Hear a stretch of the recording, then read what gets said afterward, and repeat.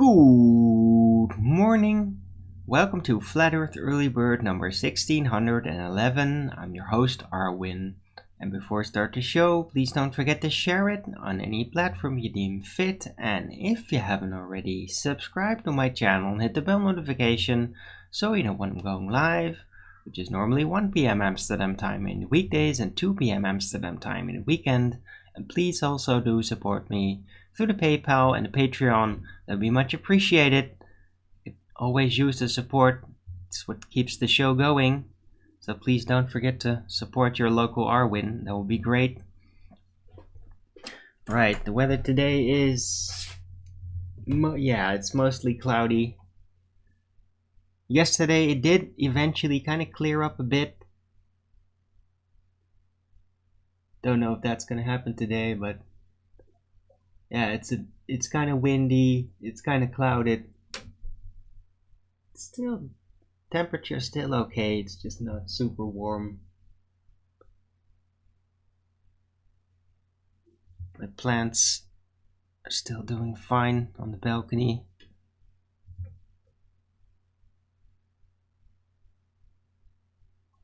And so are the birds. Those jackdaw chicks are like audibly getting bigger. Their squeaking is getting more deep. I just noticed. I mean, those things must be growing really quickly. Wonder if it's 1 or 2 chicks. Anyway. Hello, Fiber Oats, first in chat. That bad guy. Good to see you both. It is Thursday, the 25th of May, 2023.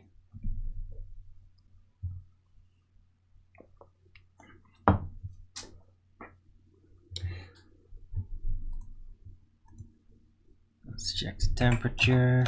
What is it actually? It's probably around like 16 degrees. 18. All right.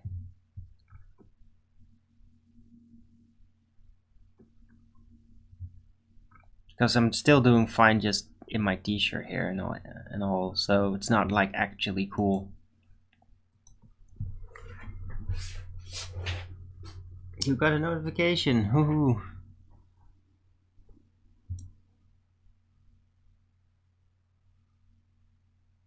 Dell is on it? Dell is on what?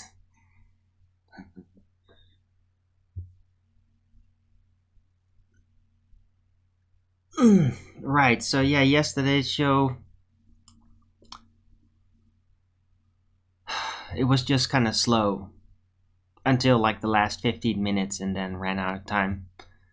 On the contrary, over at FED, I mean, I was there, seemed like it was going to be a great show, but 3 minutes in, Nathan's computer crashed. He said that he would try to get back, but that never happened.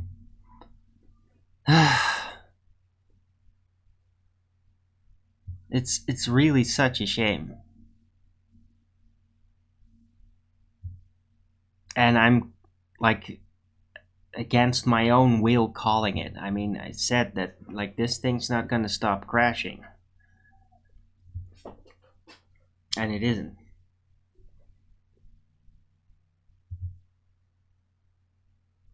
Hey Terra306, good to see you. Tiger Bear.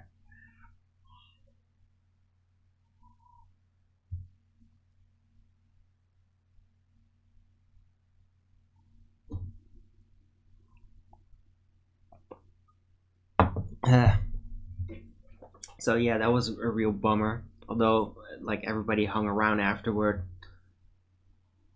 just not being recorded. I really hope this is not gonna happen again today, because like this is breaking the show. This is like breaking the flow, and that's the worst of all, because this is like a good energy time. This is a time where everybody's more cohesive and energetic on FED, and yeah, the platform's not there every time. This is gonna suck.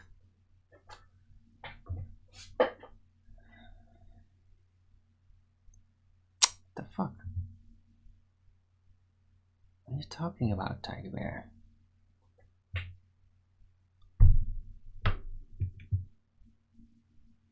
Tina Turner died? Okay.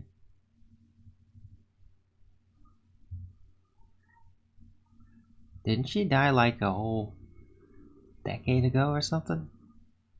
What are you talking about?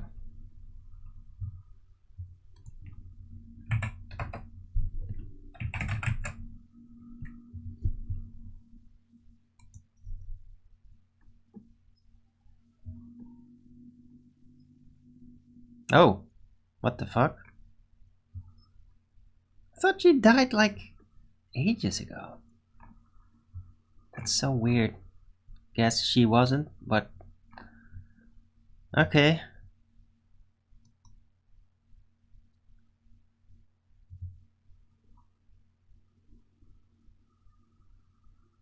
This is weird. I got a memory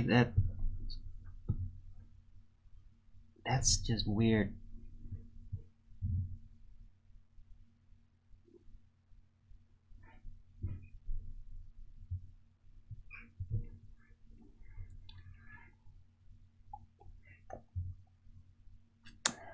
It ran its course. I don't know what you're talking about, Orders Boy.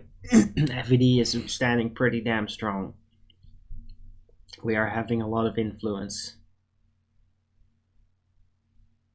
And there's a lot of development.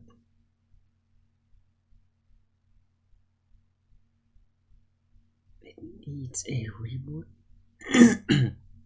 In what sense, that bad guy? What does that mean?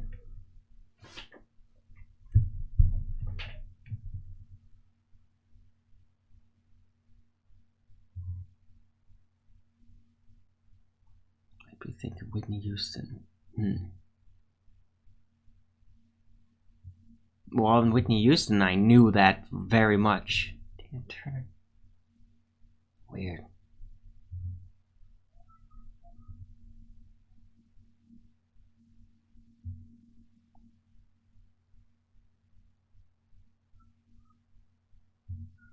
I thought that's just really weird, man. In my yeah. I thought she had already died, and that like Tina Turner stuff out there was kind of like a reenactment, like somebody acting like Tina Turner, because there have been people out there that do that. I thought that she was already dead. That's so weird, but I guess not. I'm really wondering why I thought that. Where did that come from? Huh. Right, oh well.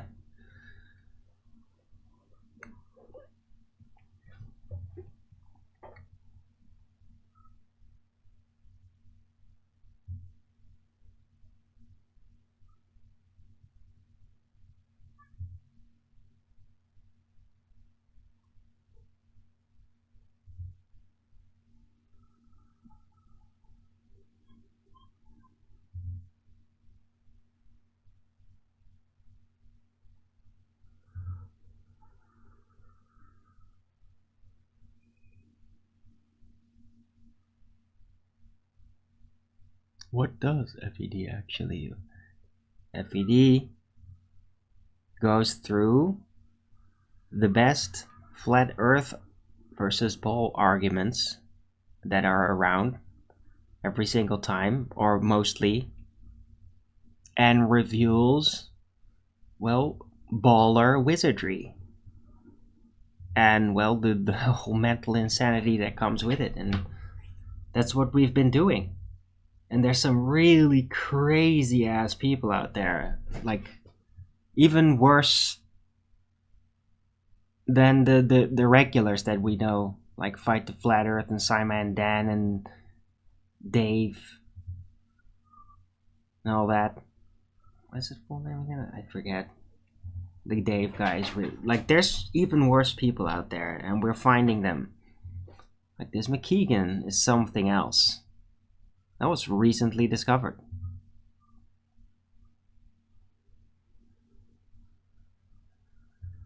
Dell doesn't think so. Oh, well, Who gives a shit?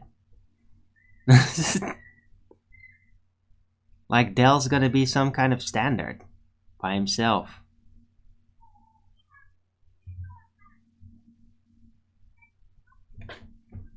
I mean, Dell can do what he likes, but it's not really a good standard. It's just what he's doing, and yeah.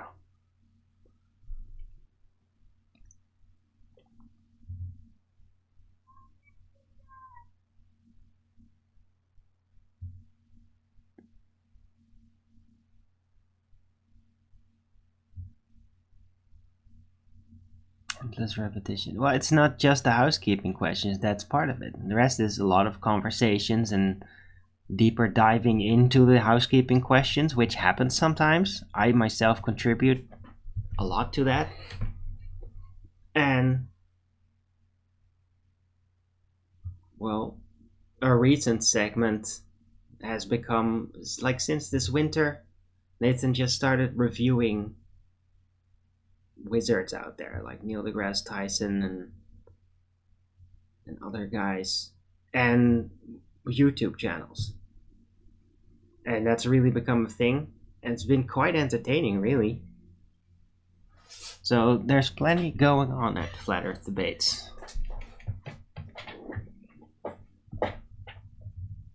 What causes the density layer at rest? What? That's not a logical sentence, Tiger Bear. What do you mean? Hey, Blue Pill Devolution. Good to see you, man.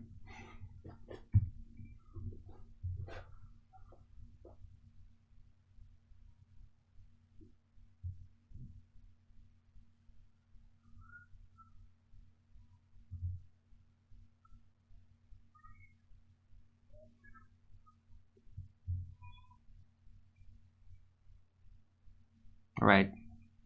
Yeah, Tiger Bear. I mean, Dell, I think, is getting stuck up on. I've heard this also from Steamy Travel, who actually watched it fully and communicated with me about it over Skype, which I very much appreciate.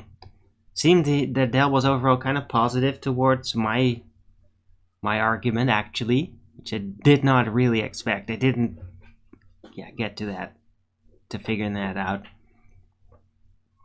But he's just stuck up on, like, yeah, why is the density axis and the strength of it the way it is in the stationary realm? And yeah, that answer will always be elusive. You can never attain that. But you can speculate presuppositional models for it, and one of those models would be an accelerating closed realm upward into nothing.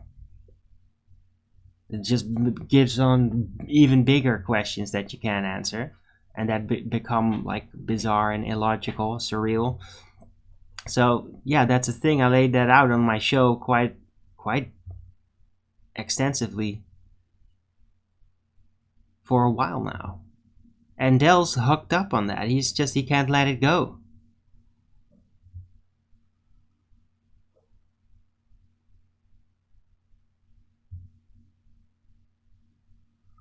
Right? But you can't prove it either. You can only try to convince everybody of the presupposition. That's it. It's not very useful. You're not going to accomplish anything except for everybody believing in something very specific that cannot be proven. So what's the point?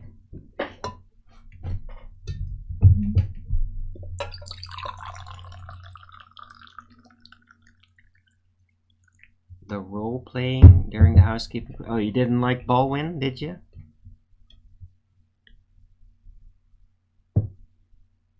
Too bad. Because he's there whenever he feels like it.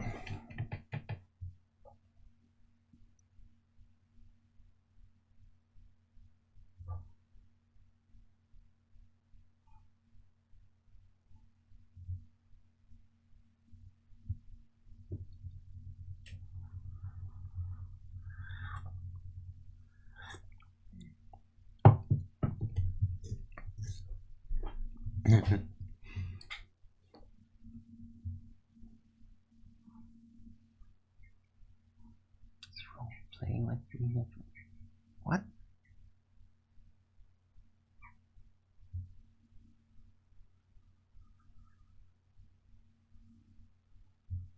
No, role playing is not being in free fall. What the hell are you talking about, Tiger Bear?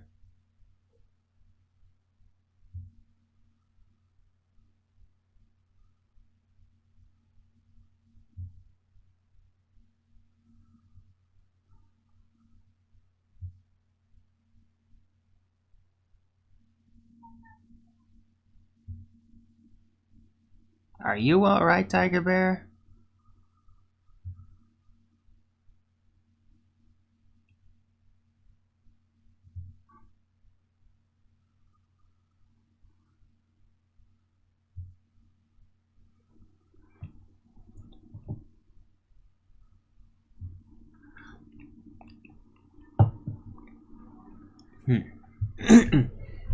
Anyhow,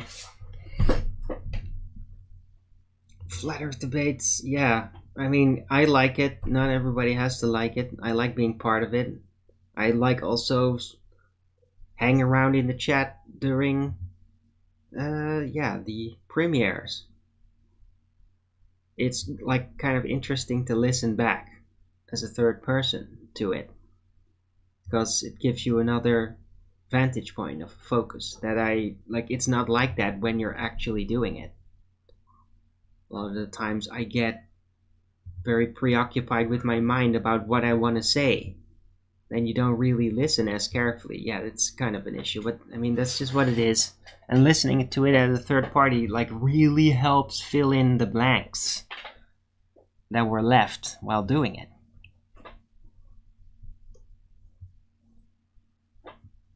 Right, but if there's no FED because Nathan's computer keeps crashing, yeah, that just... like, that's not good. The show must continue. And Nathan's starting to finally feel it, I think.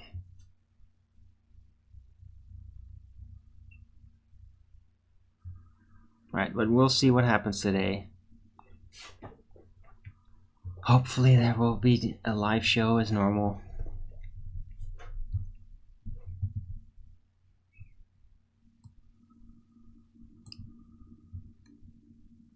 Right. Other than that, also Owen Benjamin, man.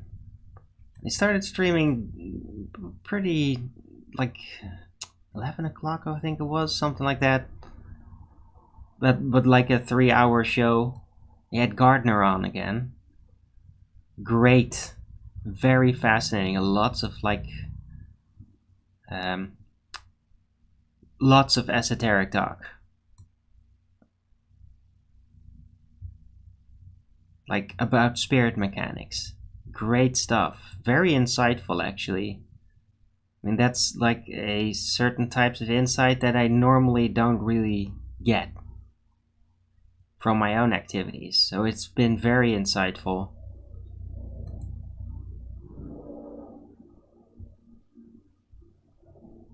And like interesting perspective also on afterlife experience. And what they think, or what Gardner has come to the conclusion it is. Or this is what he's pursuing now, this view. And like, yeah, there is something to it.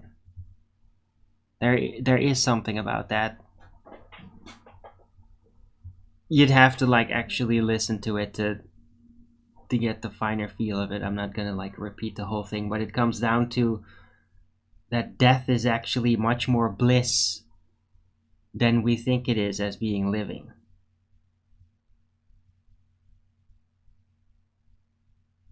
That there's a lot of like dark ideas having been ascribed to it, but that's all just exaggerations in your mind. A lot of it's a whole new perspective on death, like a really positive one. In that sense, also, old Christianity also thought like that.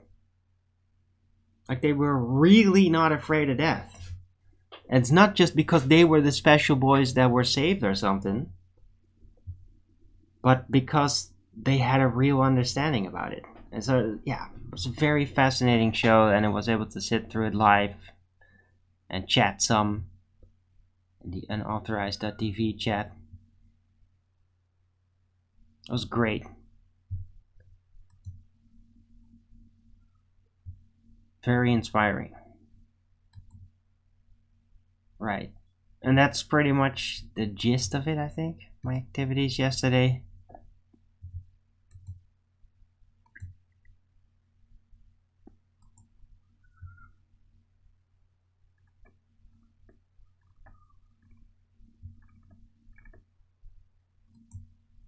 And the rest is all political shit, which I really didn't feel like talking about yesterday, and I don't really feel like talking about it today either.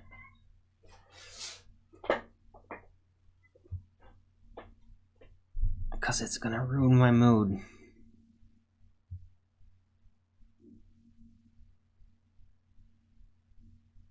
Can I host it on this channel, dude? What are you talking about?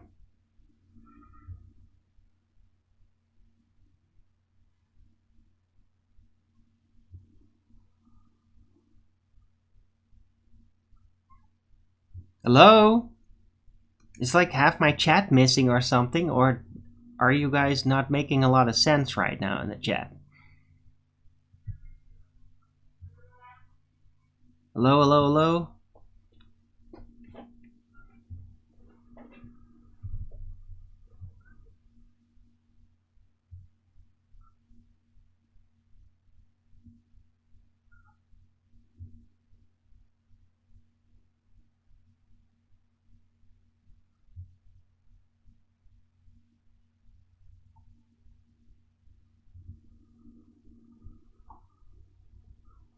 I know it's early and all for you guys, but this just looks like your brain crashed or something. So, what are you talking about? Tiger Bear, the bad guy?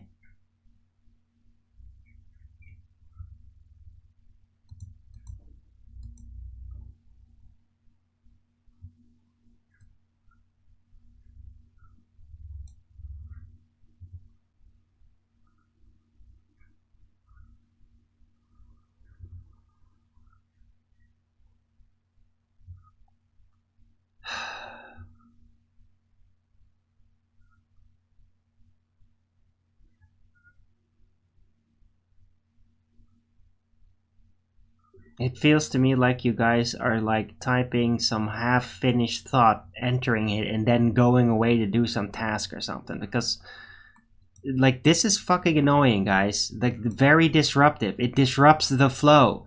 You leave something there that barely makes sense, and then you don't respond anymore. It's really disruptive.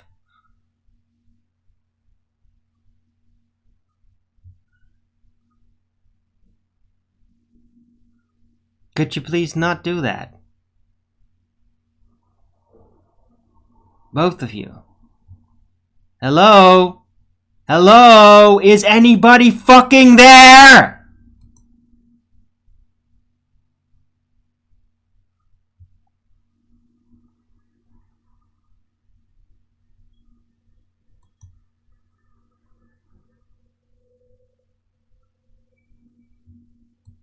Oh my fucking god.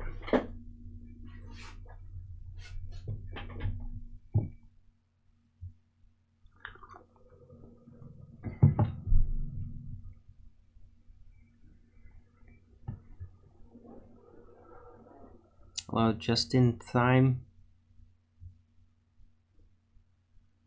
Yeah, that's fine, Richard G. I'm talking about Tiger Bear and the bad guy. Just what they said there is just like incomplete. They don't come back. Like, what the fuck, man?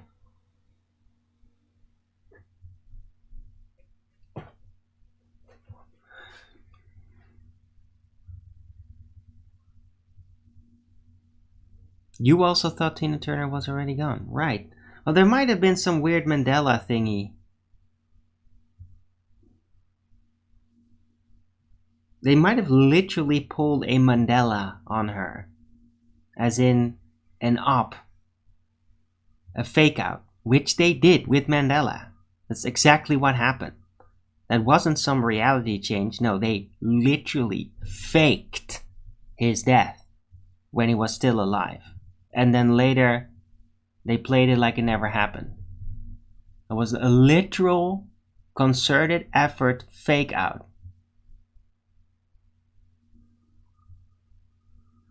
And that might have happened with Tina Turner, but I mean, it's going to be very hard to trace back.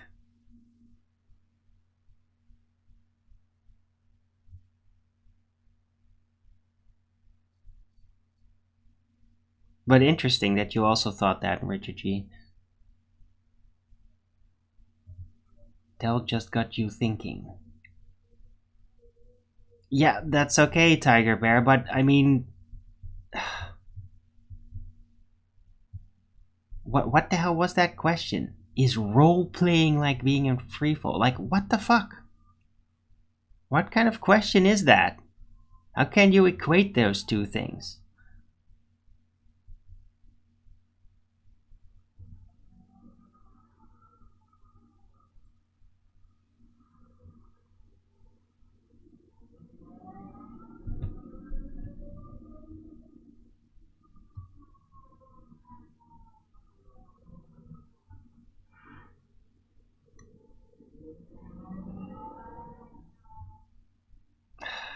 The bad guy just suddenly going away? I mean, he's been yapping all the way.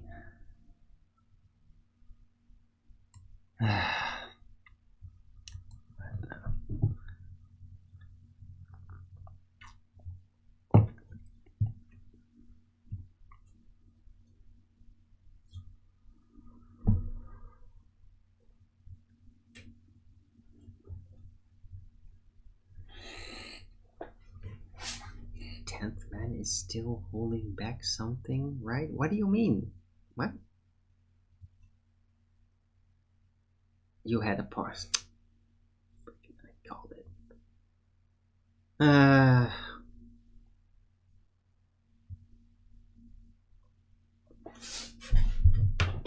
Just terrible timing from both of you. But I did suspect it's just really disruptive to the flow. When you leave a barely coherent sentence and then just don't respond.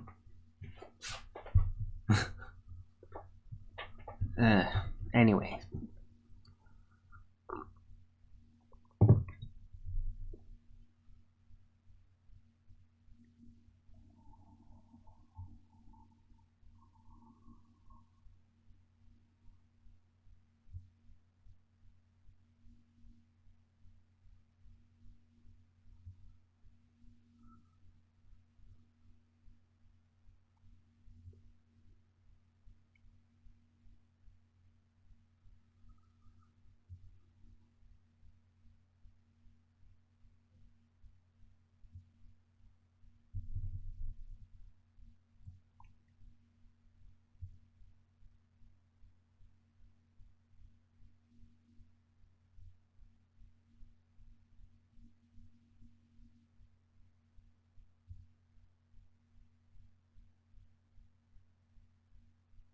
Oh, right, the bad guy. Yeah. Yeah, no, but I'm not gonna do that though. I don't think my computer can handle that. And I don't have the setup for it.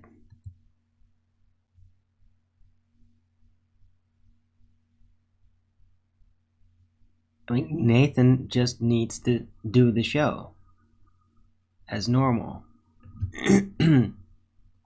Right? He's got all the tools. He can hook it up with that communication network, basically. I can't do that. I can have like one panel on the side and that's it. If I could potentially also hook up Discord, but it's just going to be all noise through each other. It's not going to be regulated or anything. And I can't mute things except for going to the window and clicking the mute button. Or cancel out sound on the browser.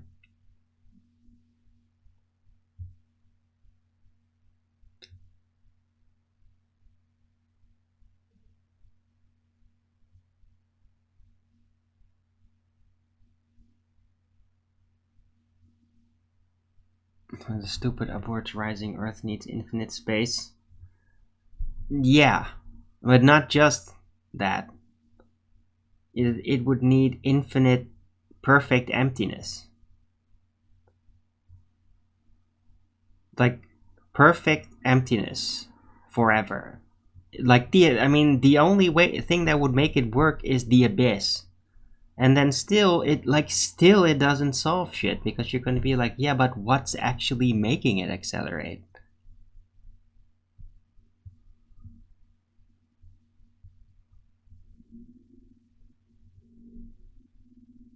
And then you arrive at the crazy ideas of like, okay, so if it started accelerating at the beginning of time of creation, how fast is it then going in the Euclidean space of the abyss? I mean, that's like eternal acceleration. That must be so insanely fast. It's like beyond ludicrous speed.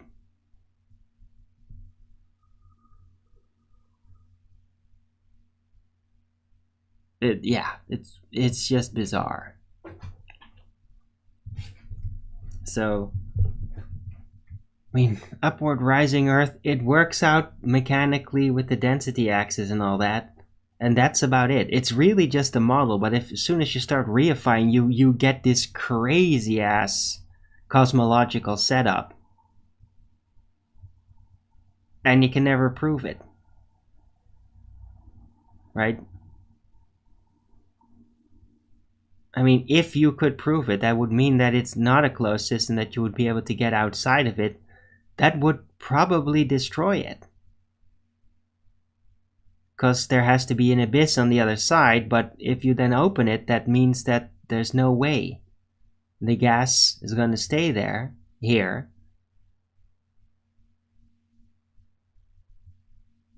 Like, and I don't know, friction or something. I don't know. It's so foobar.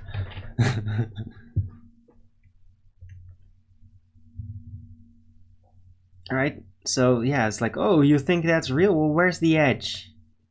Show me the different reference frame. Oh wait, you could never do that, because there couldn't be anything in this eternal abyss for the Earth to be accelerating in it as it does. So there's no way you could ever show it, even if it were true. It's like, no matter where you go, you can never prove it.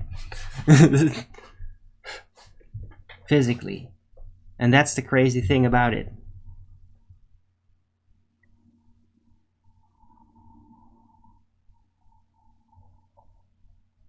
Hey, Dr. Utger, good to see you.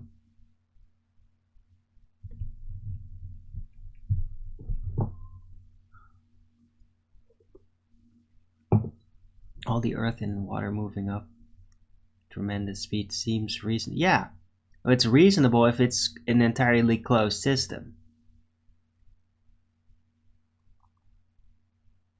And the acceleration rate remains like perfectly, and I mean absolutely perfectly consistent, which is like not a doable feat within the realm.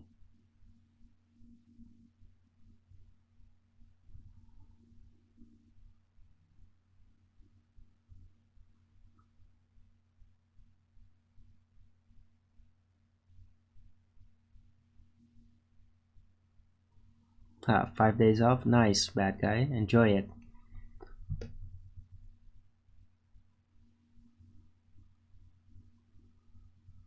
Played 1602, what is that?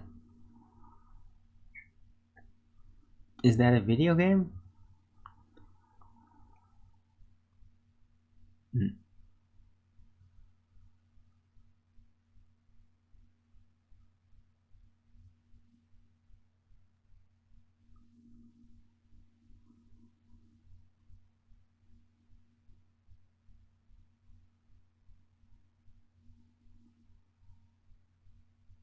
That would be one hell of a force moving the fast. Well, that's the weird thing, Blue Pill Evolution. This is getting like so hyper conceptual. It's like astrophysics level at this point, but within the paradigm of the upwards accelerating Earth.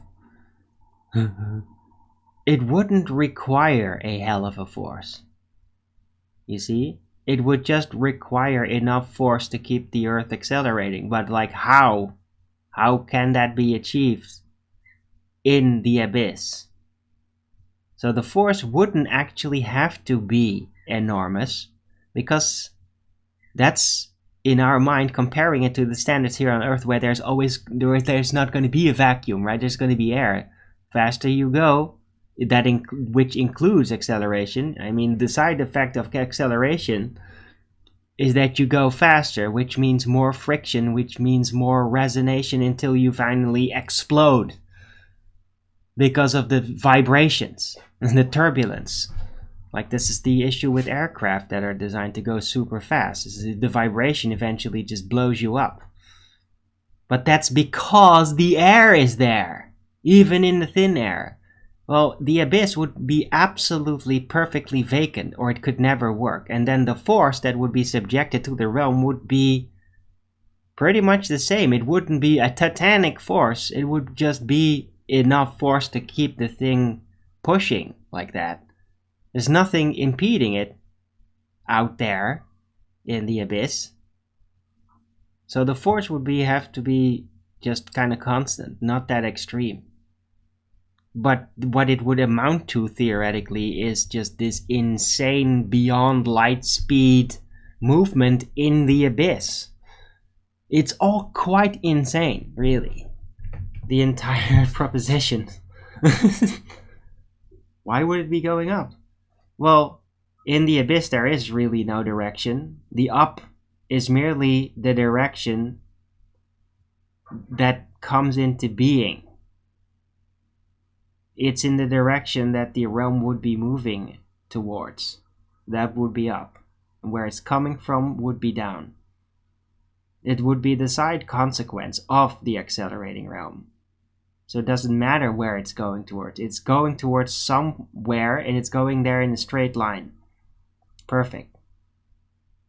And that is then what determines up and down for us within the realm. That is accelerating in that direction. That's like the mechanical conception behind it.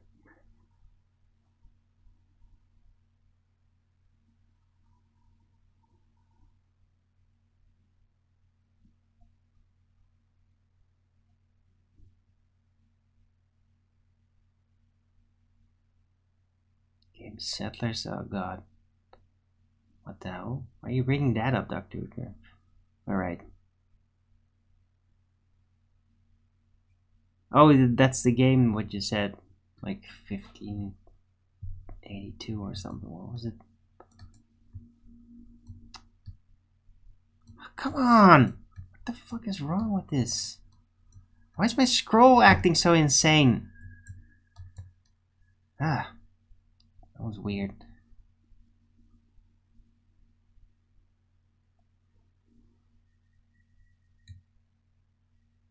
Right. I know, 62. Yeah. I've heard of that type of game.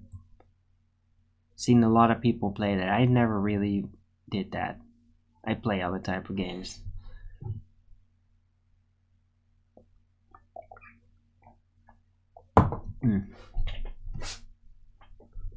It's very much like astrophysics. Yes, Blue Pill Evolution. It is. I told you. It is like you are not able to prove this. So let's assume it and then just describe what would have to be, what would be. And that's exactly what I just did with the accelerating upward in the abyss. So I'm very well aware of like what would be. I'm a master at the what would be proposition. It's what I do on my show, like with the rectangular looping included.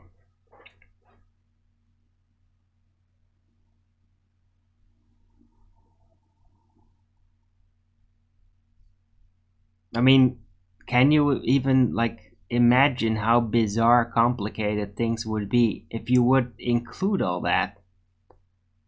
Like, how can a realm be looping space but also be accelerating at a steady pace, effectively moving within another reference frame, which would have to be the abyss for it to work, like, at insane speeds? So the space is looping, but it's also moving at insane speed. Like, what? How could that work? How could something be looping but also be moving at an insane speed? Right? Well, that's where I basically draw the limit as to, like, this is where I stop being capable of trying to figure out, like, why the hell something. It's so hypothetical, but it might be. It's just like, yeah, I don't know. Intuitively, I would say if it is looping, if there's literally a wormhole, a loop within the very space itself, which would also limit the amount of space available, then how could, if there's a space containment, how could that space containment move within the other reference frame space? Seems just like counterintuitive that something like that would be possible, but it's kind of weird because I don't really have a standard to base it on. It's just kind of a feeling about it, like it's too much. How could it be looping but also moving in an insane speed? That's like, I don't know what to do about it. I can't justify that.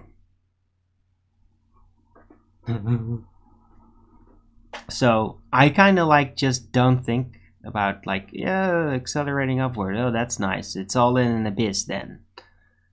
Which is not really nice, because if it's literally a object, which is its own medium, in relation to an abyss, that means it's an object.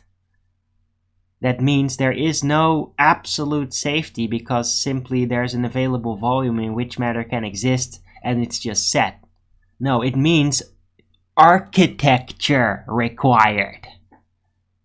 And that is a less than comforting idea. Because if it's actual architecture that is physical, then that means it could theoretically be destroyed.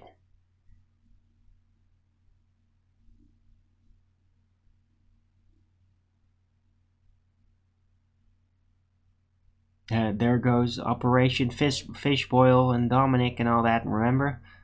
Well, they didn't succeed, at least. But still,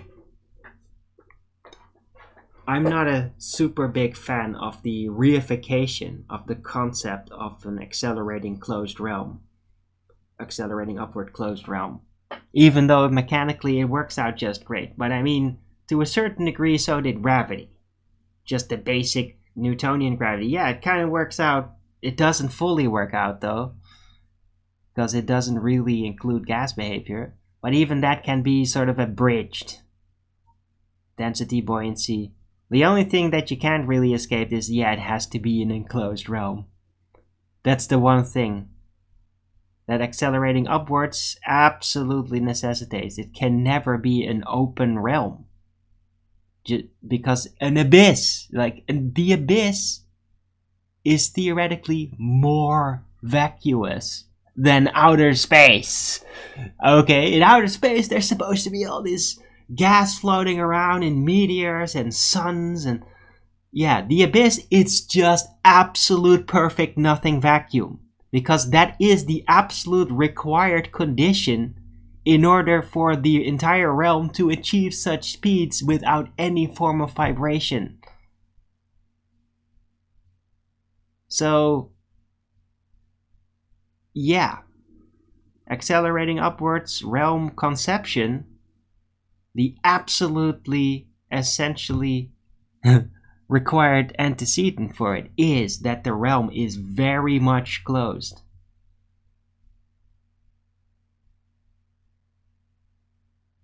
So you could never adapt it to heliocentrism. Which makes it kind of odd that Einstein brought it up that way. It really is. That he basically suggested that, because it's like, yeah, that spawned the idea of what the Flat Earth Society then came with, even though they completely fuck it up. Because they immediately just assume stupid things like, oh, it's a stupid disk in space, no container, surrounded by other spherical planets, which it's all fucked up and retarded on purpose. But Einstein's original idea is like, yeah, it's not even that bad. It's probably because of like the geodesic thinking that he's like, yeah, it's just accelerating upwards in all directions. Whatever, you just sphericize it. That's the new thing, right? That's what we all do. You just take the flat plane and you sphericize it. Yeah, just do it with this. It's just kind of being lazy about it, because the mechanism is absolutely, it would only work in an enclosed flat realm.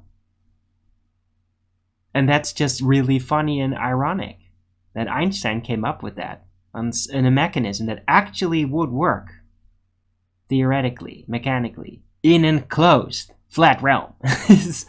And I always find that kind of amusing when I think about that, because I knew that for a long time.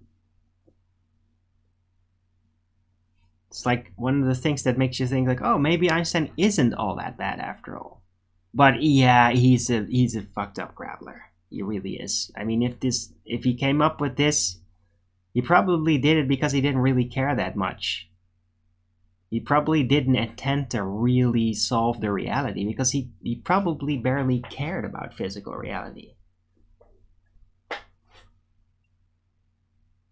He was just in his math world, and that was all there is to it for him, is what I think, what I suspect. Math was his playground, and he cared very little for the world.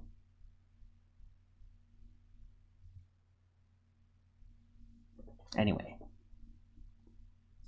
hope you guys are entertained. I feel good today. I'm less sleepy-headed as I was yesterday. Got some interesting things to say. And I'm also glad that you guys are like getting active, bringing this subject up again. Because it is worth talking about. I mean, there's a good reason Dell is all getting all hyped up about it. Because these are just the things that you end up thinking about when you're thinking about the nature of the realm.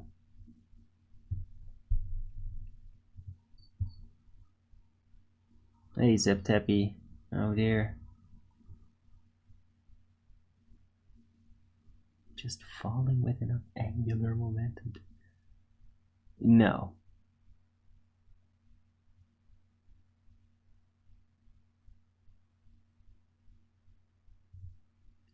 Well, that's fair enough. I mean, to a certain degree, yeah, it could be rotatory, but there is very distinct consequences for that. That's a crazy idea, by the way. You wouldn't require an abyss if instead of literally accelerating upward, the realm would be actually like a pendulum that's being slung at a constant rate, right? It's kind of, yeah, the idea of the, what is it, the Midas ring, the ring in space world, except it wouldn't be a ring because it's not a ring. It's because that would give like a geometric issue. It can't be flat if it's like that. But it could be a realm, like a big bubble or a glass that's being slung around at a constant rate, like a big clock, that the entire realm itself is like a clock. Like the... damn, I don't know what you call that. Like the arms of a clock. It's being slung around, and the centripetal force might be then the cause. Because it's going to have a similar effect. It's introducing a force. It's like why you use that in laboratories to separate material. You put like a test tube thing, you put it in this centrifuge, and it's going to sling it, and that basically reinforces the density gradient. It pronounces more. Right? It's like you can apply 3 times gravity, and the density of all the materials within that tube are going to separate more pronouncedly, which is useful to separate stuff. That's how they use it. Well, that's literally causing a density axis effect. Centrifuge causes a density axis effect, except it's slightly circular. And there's a weird little mechanical issue. So how would you then accomplish that in a realm setup? Well, it would have to be the realm like a pendulum, suspended by something very long that's rotating at a steady speed. And then force would be mostly perfectly down. And that would achieve the same thing as a realm that just accelerating up eternally. But that realm accelerating up eternally is more stable because it's a perfect uniform effect. Well, if you sling it around, it's not perfectly uniform. It's centripetal in origin. But yeah, it would require less space available. And then it would effectively us being rotating within a potentially smaller abyss that wouldn't have to be infinitely large. And there would be nothing in the abyss anyway to reference it to. It wouldn't look rotating to us at all. Right? The stars and the sun and the moon are still within the realm, the holographic apparition of them. So that has nothing to do with the potential centripetal origin of the density axis within the realm. It's not going to relate to the rotating of the stars, because that is within the realm. So yeah, makes it a little bit confusing, doesn't it? But that is another option. Interesting that Zeb Tepe would bring that up indirectly.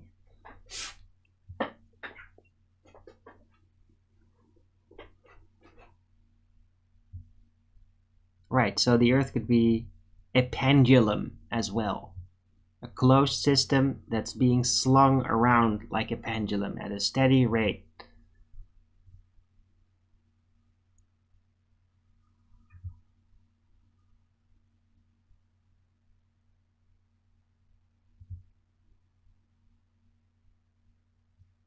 Right, but what? On what? What's that center point? Is God just standing there and just like, I'm going to keep slinging this thing forever. I'm holding it. I probably wouldn't do that. That's silly imagination. But there would be some kind of physical system to do that then. To keep that sling in place.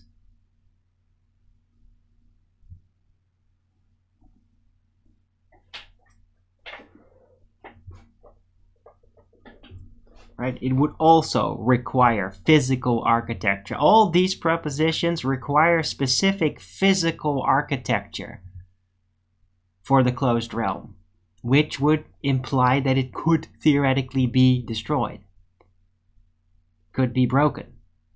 If you have physical architecture, somehow it could potentially be destroyed.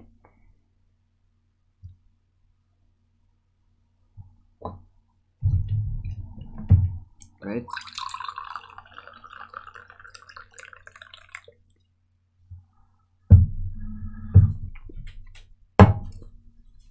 This is where David Icke and his consciousness talk enters this. What do you mean?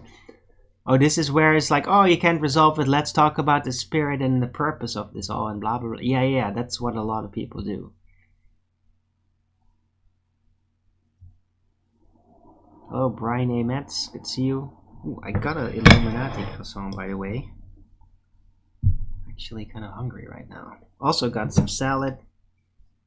I think I'm gonna eat this.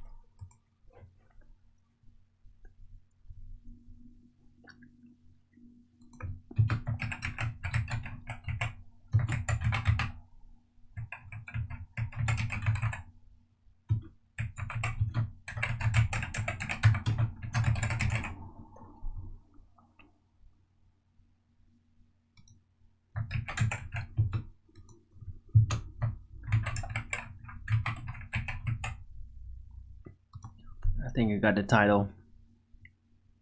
The Upward Accelerating and Pendulum Earth Concepts.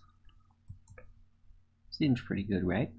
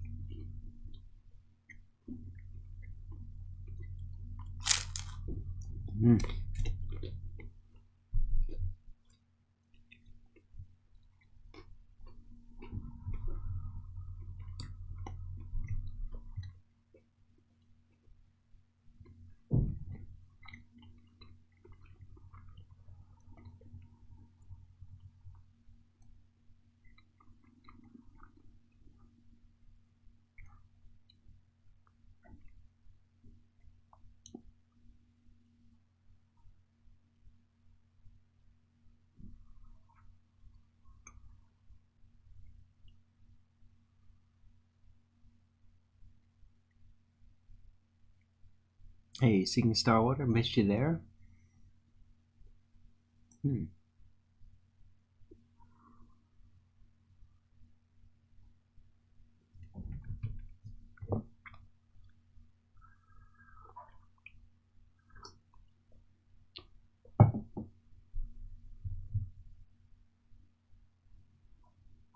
Hey, Slow Mo Moon Buggy, good to see you.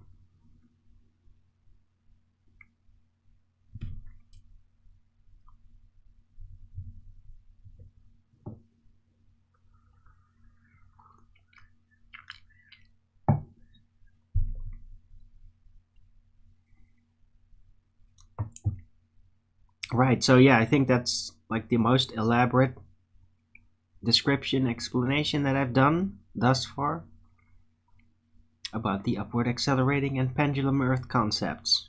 So it's pretty much all you need to know about it.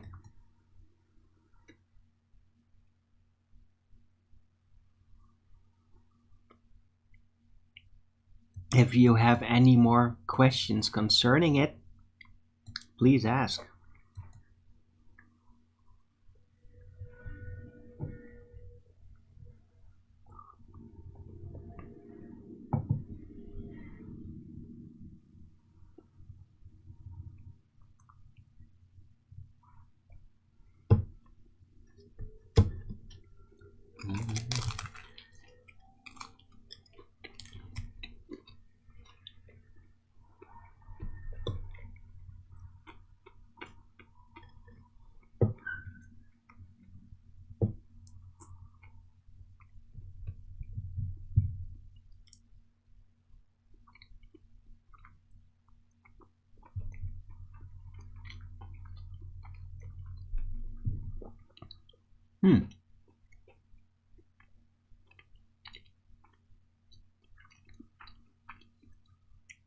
Right, yeah, blue pill evolution. I mean,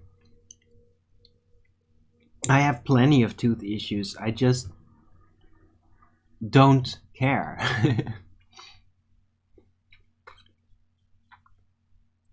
It goes away. It really does.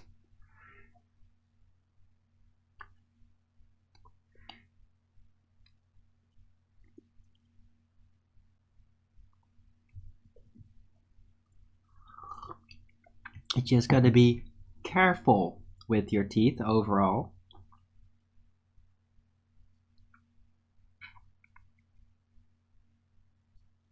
And that's it.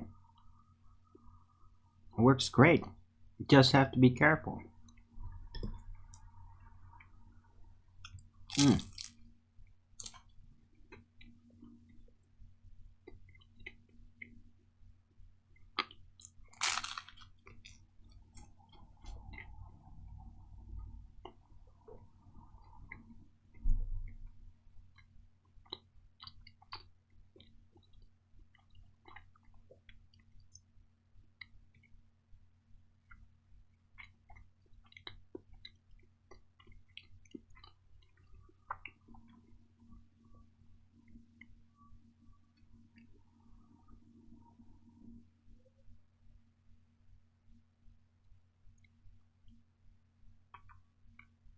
Mm. Vitamin C. Yeah, yeah, yeah. Slow mo. Absolutely. Yeah, dude, I take lots of vitamin C, supplemental, like in the morning and in the evening too, before bed. And on top of that, I got like grapefruit juice and red orange juice, blood orange juice. Great stuff. Especially now, like in springtime, I get a lot of it. It's when it tastes best. And yeah, my teeth are kind of a mess, but it's just holding out great.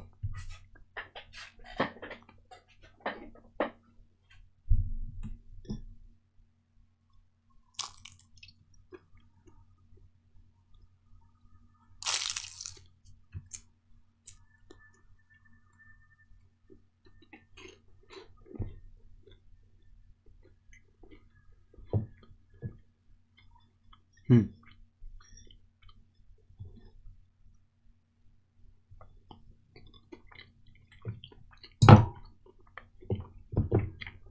Fresh squeezed, yeah, it's great. But yeah, you can't always have blood oranges around like that, and it is some work. The bottled stuff is great.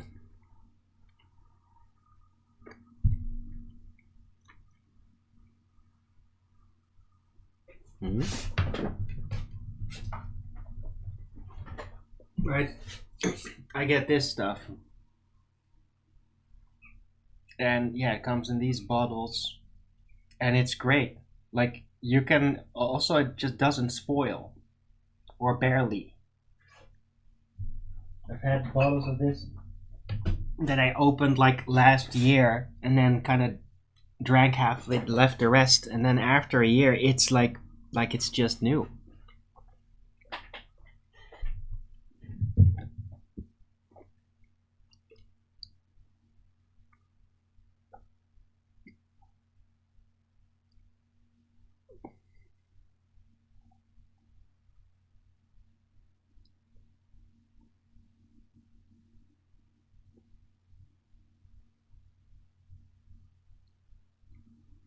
Mm.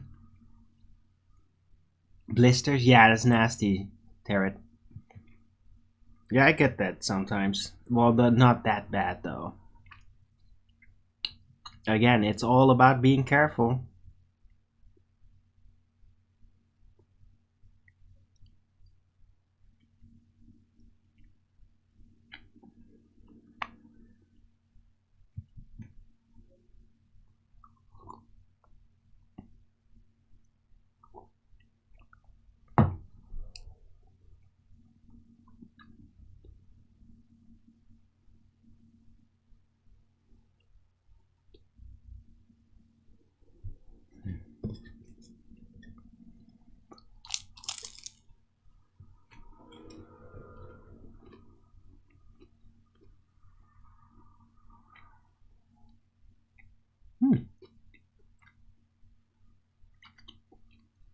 Wow.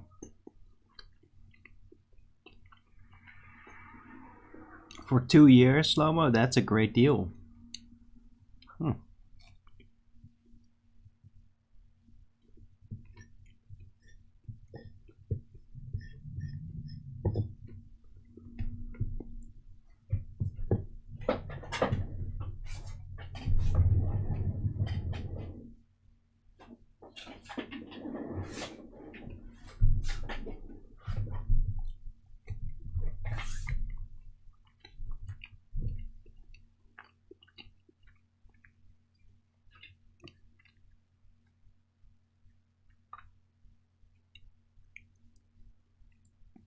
But yeah, you're right, Slow-mo. That just the basic ascorbic acid is really cheap. And it works just fine.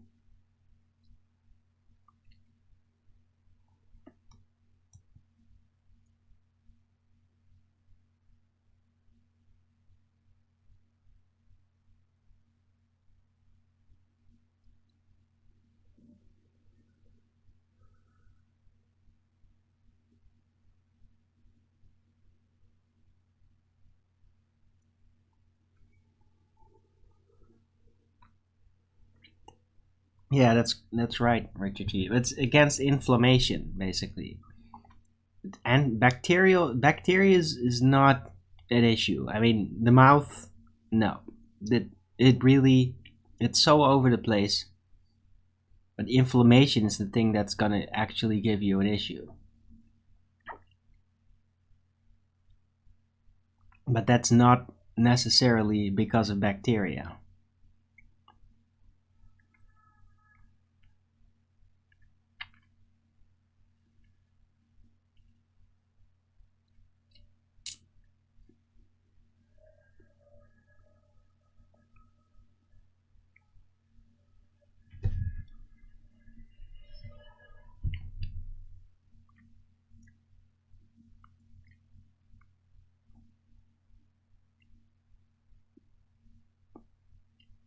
Vitamins? No, you need minerals, Richard G. You don't need multivitamins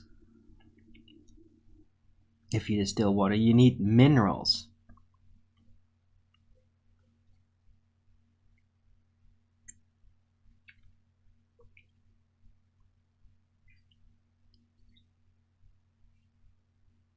But you can just use ceramic filters. Just filter it. Works fantastic.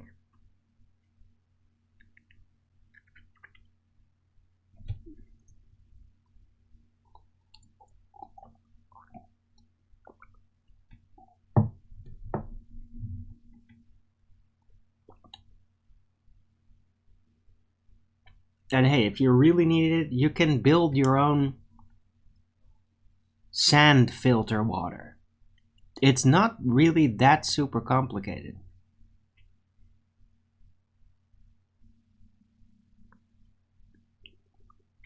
Why is distilled water bad? Because it removes all the minerals from the water, blue pilled evolution. That's why. Those minerals are really necessary. You might get all the goop out, but you also get all the minerals out that way. And that's not good. You need those.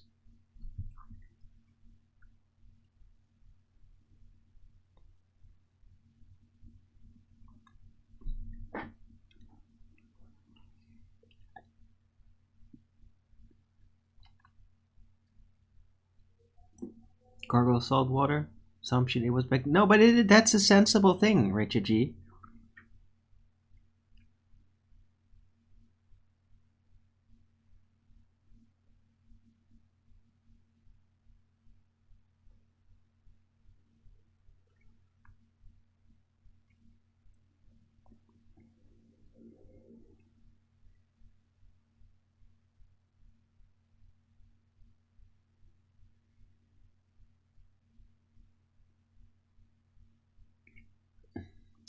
Water filtered by reverse osmosis. Well, I've heard that that has some really negative influence on the energy of the water.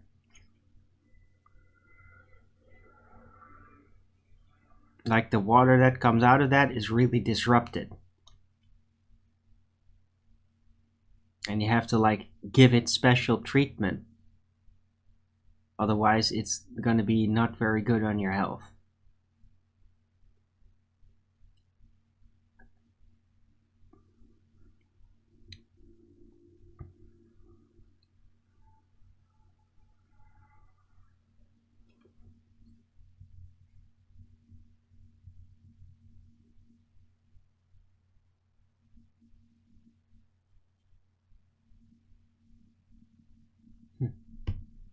Right, yeah, no, Dutch tap water is also just great.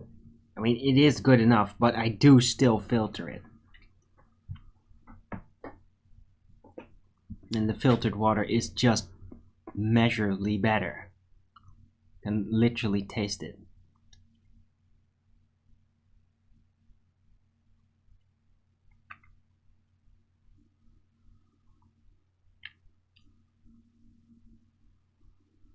Energy in water, but its description, water has memory, it has life, it has spirit in it. Okay, I mean, yeah, this is getting a little weird, but it does. Water has spirit in it, has a memory, and water that comes out of reverse osmosis is like really distorted.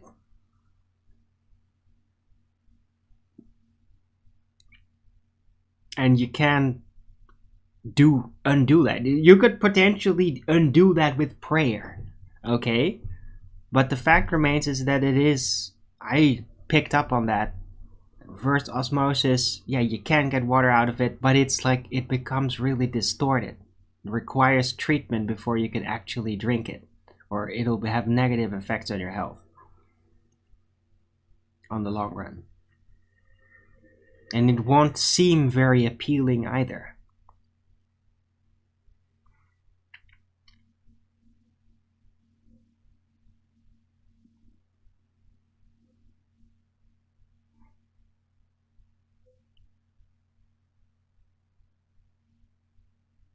Huh, cool. Slow-mo moon buggy, that's nice. Well, I use a Penergizer. It's like this stick with a crystal inside of it, and it like you just put it in water, stir it around a bit, and it literally changes the structure of it. Like it starts flowing differently. It has a visible influence on like on the way that the surface tension expresses itself. You can literally see that the water becomes different after you stirred it. So I use that sometimes. Not continually, but plenty.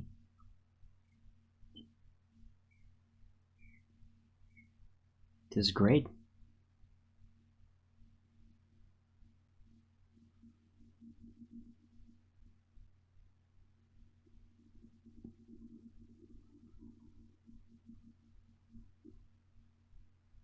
Yeah.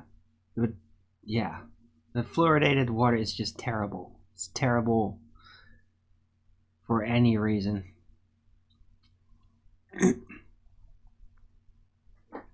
I mean, that shit's literally rat poison, guys. It's not an exaggeration. That fluoride they put in it, that's literally what used to be rat poison. And by the way, I think that stuff is even forbidden now. Because they thought it was too cruel or something. Or too dangerous. Because any animal could, like, eat it by accident and then die a horrible death. Right? That's what they put in your drinking water, yeah? It's actually rat poison. It was rat poison at some point. That's what they put in the water, the fluoride. Yeah? It's fluorosilicic acid. A byproduct from industry, from I think like calcium related mining industry.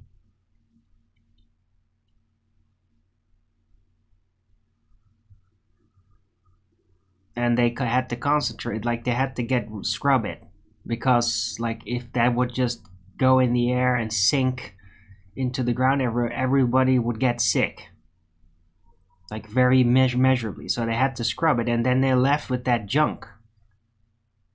And that's what they, yeah, then it's like, oh, you could use really poison. We can use it as poison for rats. And then somebody thought like, huh, maybe we could like sedate people with it and make them retarded by giving it to them in very low dosages.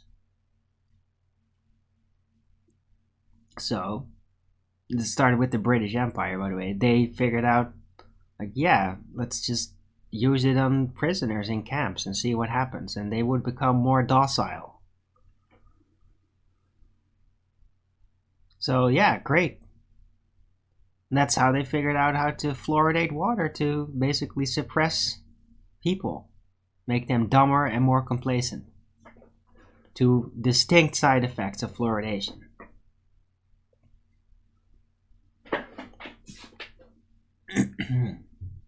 Right. And now they don't use it on prisoners anymore. Now they just do it in the public. If you let them. If you let them get away with it. And there's been people that have worked very hard to get it out. It's rat poison? Yes. Fluorosilicic acid has been utilized as rat poison. Like, that still happened in the 20th century, I think. Until eventually they made it forbidden. Or at least in some countries, I don't know. It's not allowed to be used here. But they don't put it in the drinking water either, so... Thank God they don't.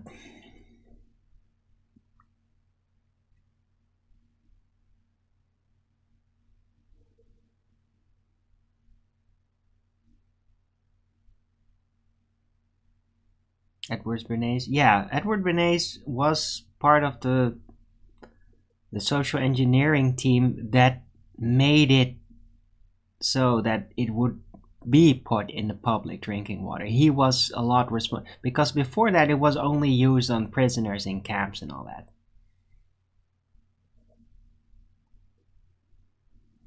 So yeah, thanks a lot, Edward Bernays, you scumbag.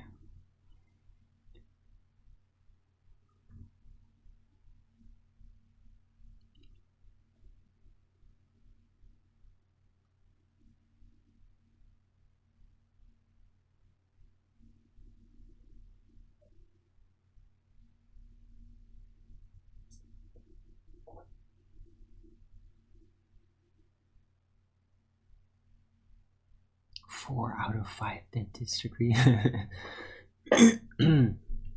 Yeah. Yeah, the toothpaste shit, of course. Crazy shit.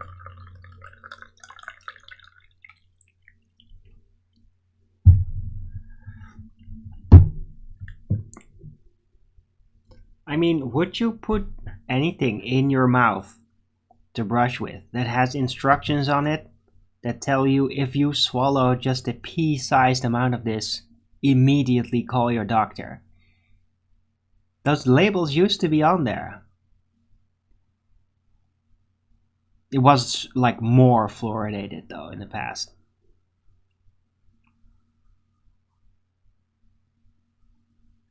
And yeah, people would literally, you could commit suicide eating a toothpaste like that. Can you imagine that?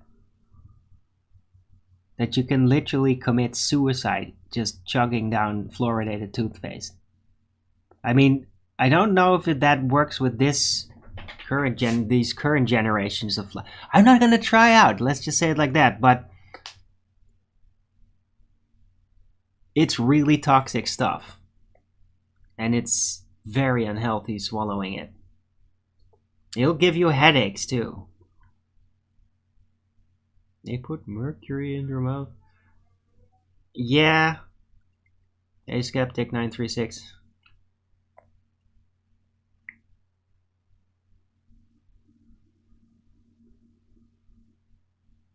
Brush with baking soda. Yeah, that could work. Baking soda is a very good component. You can actually also use it in toothpaste. You can make your own and then add baking soda. My ex used to do that for a while. It's kind of interesting. Like salt, baking soda, and like mint.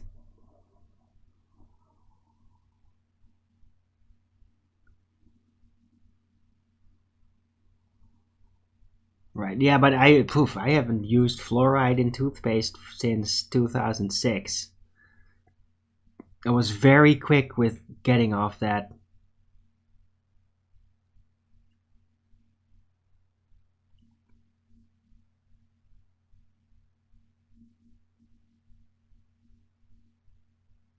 Peroxide? What? Hello, Amanda Jung. See you.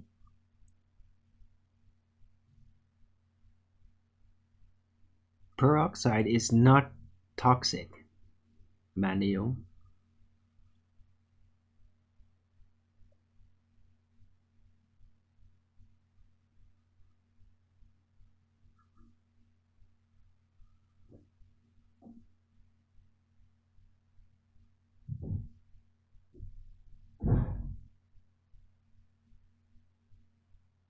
Hey, Antediluvian Catharsis, good to see you.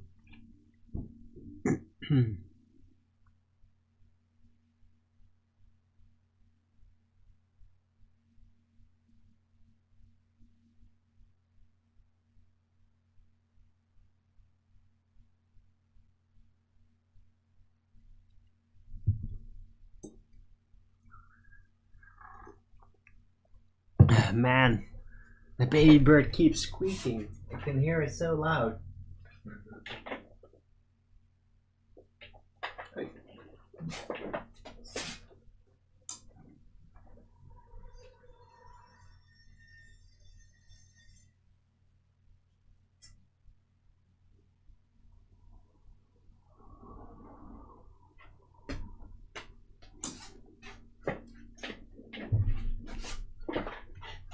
You're gonna stick to cold. That's gross, bad guy. I mean, there's some really awesome toothpaste out there. I wouldn't take my chances if I were you.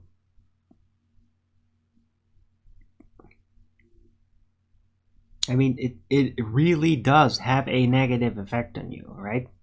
Because you're gonna absorb, right? The fluoride, the fluorosilicic acid, you're going to absorb it through your gums. Right? So even if you don't swallow it, you're still gonna absorb it.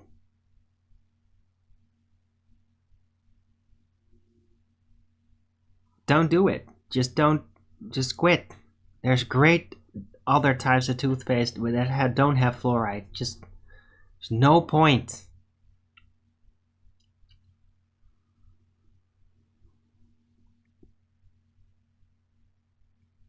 Just throw it in the garbage.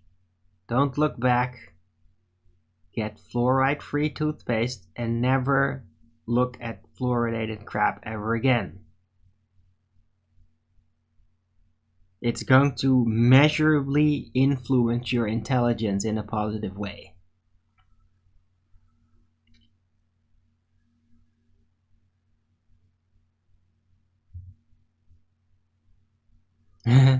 Deodorant.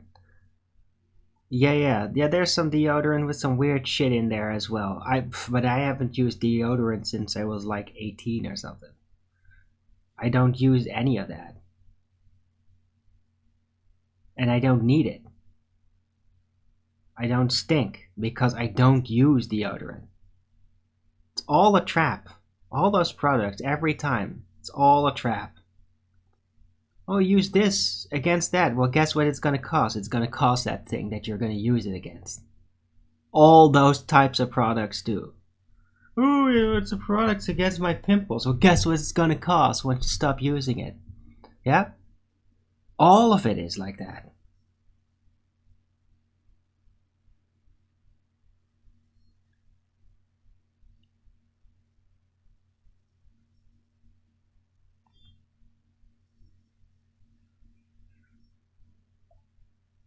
important to floss than brush. Yeah, well, brushing teeth is good. Just don't use fluoride. But it can be good. But yeah, flossing is important to get. Yeah, there can be places where things can kind of like build up and you need to clean. You can't reach that with just a brush.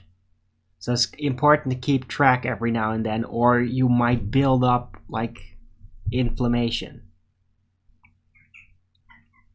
So I have to like check up. Like I brush my teeth very meticulously twice a day, including right before the show every time. And I do have to keep track of that too, flossing. But it's just like I on average do it like once a week. That's just fine.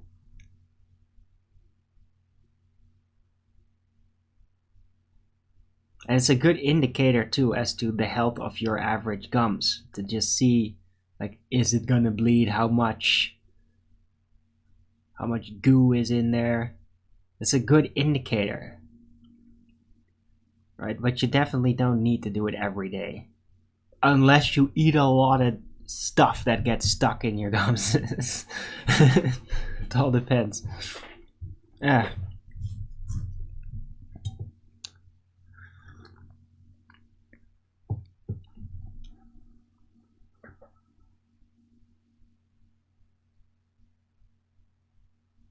There's plastic chemicals in the rain? What are you talking about?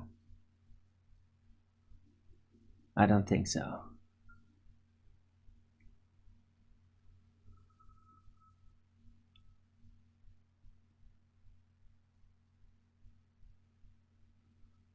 Floss is plastic? No. What are you talking about? Floss is not plastic.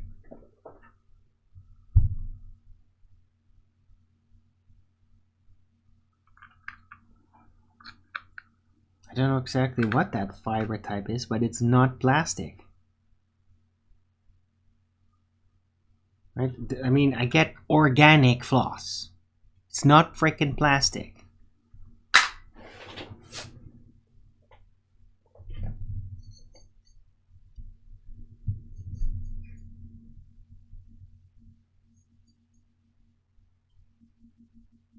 They wouldn't sell it in the organic store if it was plastic. It doesn't feel like plastic.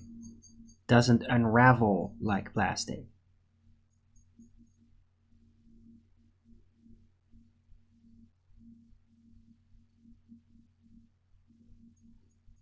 Those are yeah, sure.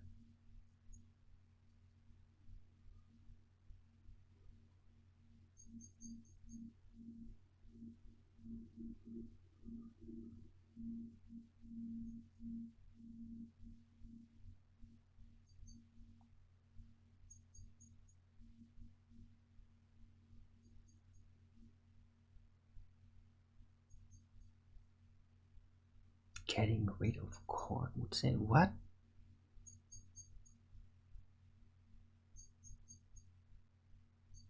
Why is that? I don't think so. Just use proper crop rotation. It'll be fine. Universal problem with farming, like big scale farming, is like the depletion of the ground by just keep farming the same crop over and over again. But there's nothing wrong with growing corn.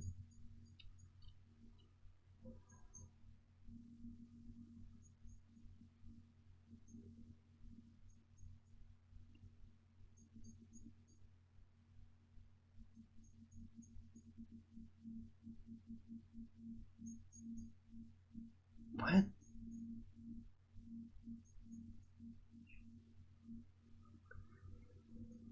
I have no idea what you're talking about, antediluvian catharsis.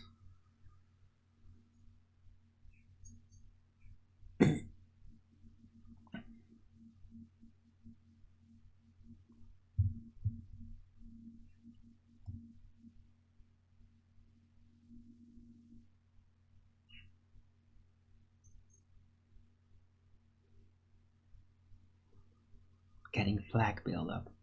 That's kind of interesting that you mentioned that, Slow-Mo Moon Buggy.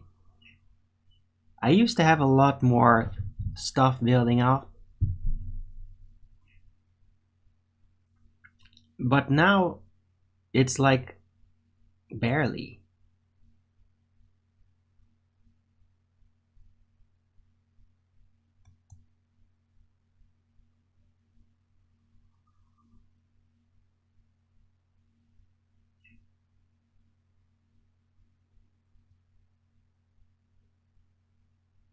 I don't know, maybe it's because I just don't eat even as regularly. I'm not sure. Might also have to do with that I don't drink coffee and tea anymore. Those definitely had like a visible influence on my teeth. My teeth look just great. I mean, I smoke every frickin' day, guys. Serious. You can barely see it. My teeth are great. Does that look like smoker's teeth? I don't think so. Am I right? And it used to be very different. I mean, I used to have like shit on my teeth and brown stains and shit all the time, like even when I was 17. It was because I smoked my joints and shit, and I only used the paper tip, so you get all the raw garbage directly on your teeth. And I drank coffee and tea. All that shit really fucks up your teeth, the way it looks. I technically smoke more now than I do when I was younger. And my teeth look just great, right? I mean, and when I open my mouth, you get to see what the hell is wrong in there. But they're not super stained or anything. And I only just brush my teeth twice a day. Not fluoridated toothpaste. And it's excellent.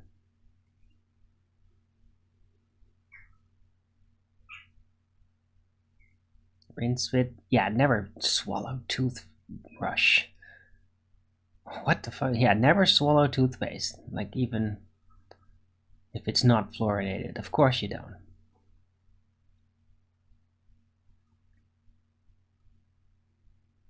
It's kind of funny because I have a toothpaste that it really, like, the toothpaste becomes colored based on how much shit you got in your mouth. So if I just like smoke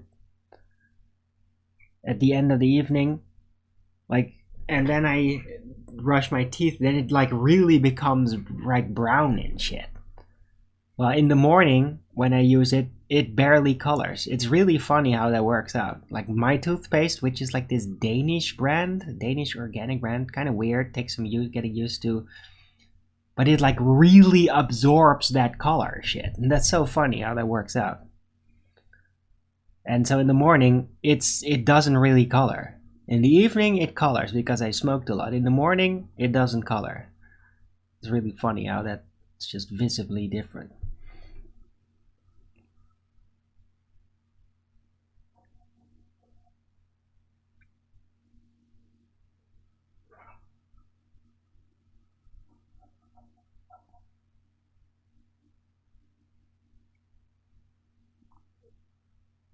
Yeah, but yeah, slow-mo bug. I mean, vitamin C, ascorbic acid, which is like the chemical variant of it, which works just fine. Yeah, it does amazing things for your teeth and your overall health, not just your teeth. That's why I keep using vitamin C. Very important. Charcoal toothpaste? Yeah, that's interesting. I've seen that out there. I've actually had like charcoal toothpaste a while ago. It was weird because it looks really messy. Well, that was just fine.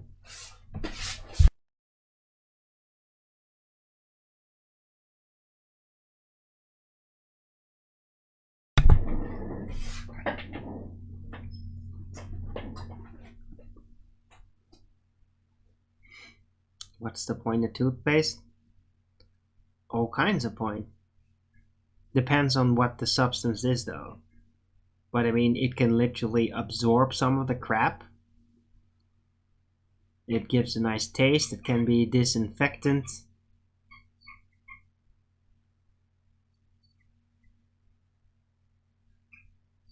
Yeah, there's plenty of point to toothpaste, but you gotta get good toothpaste.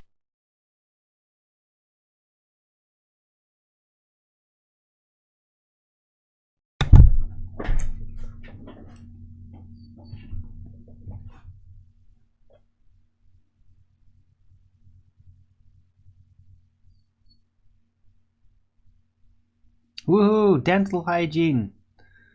First we talked about the upward accelerating and pendulum earth concepts, and now we're talking about toothpaste. Woohoo!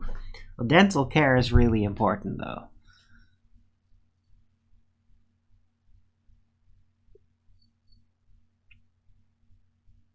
Hey, my ex was a dentist, so... But seriously, dental care is important, and you want to hold on to your teeth as long as you can. I've got a new view on it, and that's like, I'm not actually going to the dentist, but I will personally take great care of my teeth. And I might go to a dentist if there's like something like a piece of engineering that like there needs to be like something is in the way the teeth like has a hole in it and it's become disruptive. Like, what do I do about it? But I want the least amount of work being done on my teeth, so I'm definitely not going to that's like, oh, it hurts. You go fuck yourself. Stop being a wussy. Just wait until the hurt goes away. It will go away. Just stop being a fucking wussy. And that's how I do it. And it does actually go away.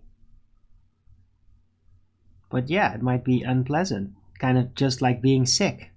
Like, oh yeah, sick. Oh, I have to do something now. It has to now go. No, you don't whine like that. It has to go away now. What, you're gonna remove nerves and shit from your body so that the sickness immediately stops like that? Like, what the fuck? No. You just sick it out. Yeah, it's gonna be uncomfortable. Deal with it. I don't want some dentist drilling in my teeth because it hurts. Because they come to the conclusion, oh yeah, we could definitely work on that. Yeah, they always find something that they can work on. It's bullshit. I mean, your teeth are really precious. Don't just let them drill shit in them. Don't let them do it. You're going to be so fucking sorry when you're older because there is no immortal filling. They always break eventually. They always deteriorate. So as soon as you start doing that, you need dentists around you forever. You have to keep going back.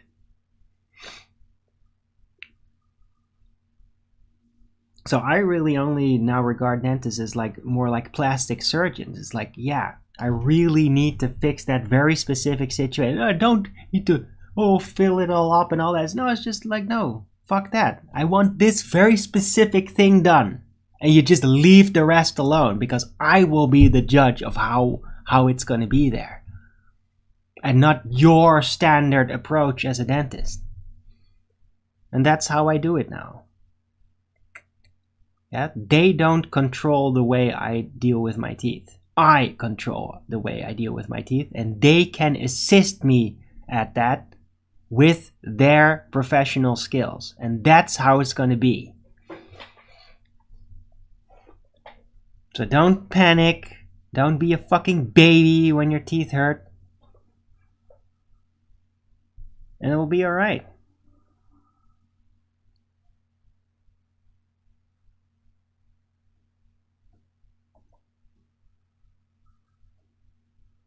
Okay. Sure, Waters Boy. Yeah, that's fine. I'm not worried about plastic, though.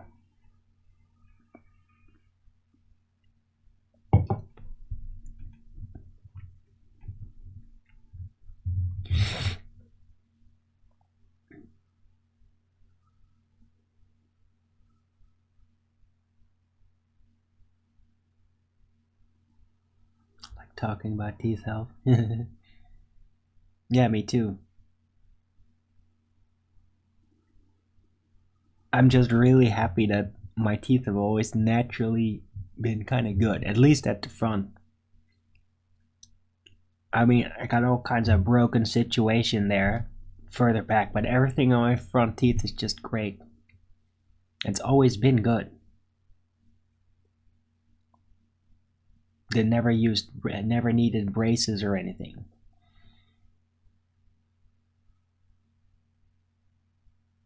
Right.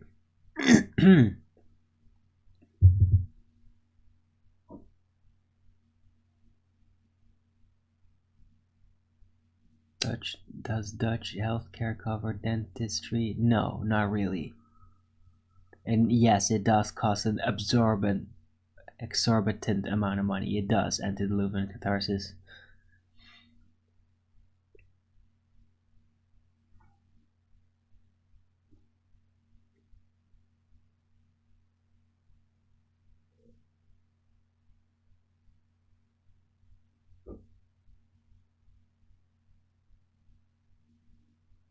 It's like, yeah, they're expensive, and yeah, there's very little you're just gonna get covered by your insurance. It's always a gigantic hassle, always. So I'm like, yeah, I'm just not gonna do it. Yeah? There's no, oh, I need this right now or I'm gonna die. Like, yeah, right.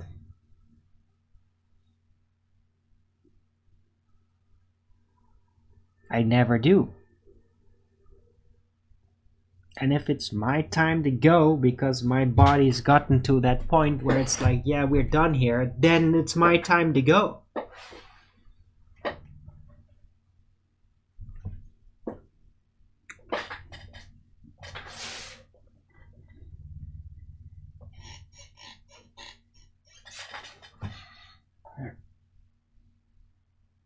Right, anyway, I'm gonna round out the show.